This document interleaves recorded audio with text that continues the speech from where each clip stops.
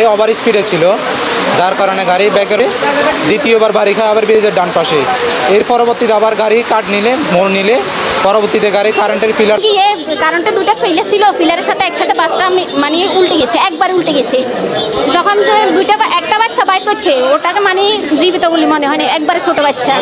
এখানে মোট টোটাল 11 জন রুগী আসছে, তার মধ্যে 3 জন স্পট ডেড, 2 জনের পরিচয় পাওয়া গেছে, 1 জনের পরিচয় নেই। আর বাকি 8 জনের মধ্যে হেড ইঞ্জুরি রুগীর পেশেন্ট আছে, ফ্র্যাকচারের পেশেন্ট আছে। এর মধ্যে আমরা 7 জন রুগীকে হাসপাতালে ভর্তি রাখছি এবং 1 জন রুগীকে রেফার করে দিলে ওরা একটা দুর্ঘটনার কবলে পতিত হয়, যেটা সিলোনিয়া বাজারের উঠতেই ব্রিজের এখানে।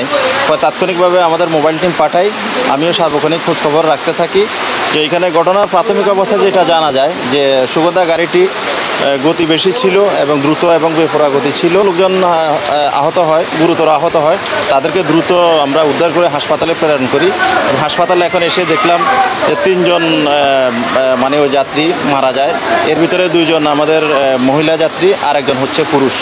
তো মহিলা যাত্রীদের নাম ঠিকানা পাওয়া গেছে, পুরুষ যাত্রীর নাম ঠিকানা এখনও পাওয়া যায় না। আমরা চেষ্টা অব্যাহত রাখছি।